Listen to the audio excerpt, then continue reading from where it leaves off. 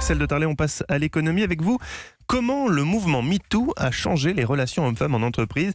Les grandes entreprises n'hésitent plus à renvoyer désormais certains cadres dirigeants pour comportements inappropriés. Eh bien oui, c'est le Financial Times qui s'est penché sur ce phénomène parce que vous avez le cabinet Deloitte, par exemple, grand cabinet de conseil et d'audit, qui a avoué s'être séparé au cours de ces 4 dernières années de 20 associés pour comportements inappropriés. Alors, 20 associés, il y a 1000 associés en tout au Royaume-Uni, donc vous voyez, c'est pas énorme, mais enfin, c'est suffisamment important pour que le Financial Times y consacre un long article. Et dans la foulée, il y a KPMG qui a confessé effectivement également s'être séparé de 7 de ses associés, de ses partners, comme on dit.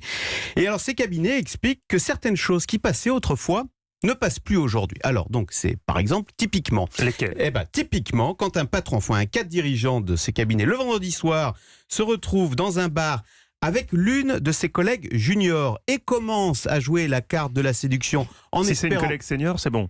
Bah oui, il faut pas qu'il y ait un lien de hiérarchie. Ouais. Et ben voilà, typiquement, là, on estime désormais que la fille junior se retrouve dans une position inconfortable et donc typiquement, c'est quelque chose qui ne passe plus, c'est ce qu'on appelle un comportement inapproprié. Voilà. Mais en même temps, Axel, on sait quand même que beaucoup d'histoires d'amour naissent au travail. Prenez-moi Eva, par exemple. Voilà, Quand c'est même, vrai. ça n'aurait jamais été possible. Alors vous avez raison, ça a même été étudié. Il y a un sondage Opinionway de 2015 qui montre qu'une personne sur 4 tombe amoureuse au travail. Et il y a même, petite info au passage, une personne sur 6 qui se permet d'envoyer des SMS coquins. À quelqu'un de son entourage au à quelqu'un travail. de son entourage. Ah, alors, ce sont des échanges coquins. Donc oui, j'avoue, ce serait quand même dommage de passer à côté de ces joyeusetés de la vie en entreprise, n'est-ce pas? Non mais c'est normal. On passe beaucoup de temps en entreprise, donc c'est normal que qu'apparaissent certaines relations. Et donc, figurez-vous qu'il y a une nouvelle règle qui commence à apparaître dans les entreprises de la Silicon Valley, chez Facebook et Google. Il faut signer une décharge? Non, pas du tout. C'est la règle du one date. Alors, c'est quoi le one date?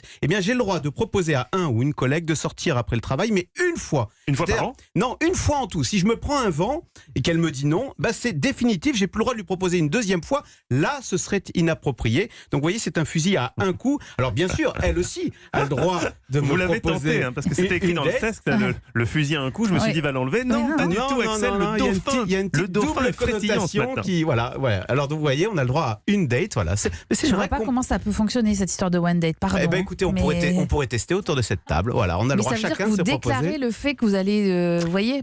Par exemple, Eva, ce soir, veux-tu que nous allions prendre un pot tous les deux après le boulot? Mais moi, je vous dis oui, Axel. Voilà. Ça marche pas. Donc ça va.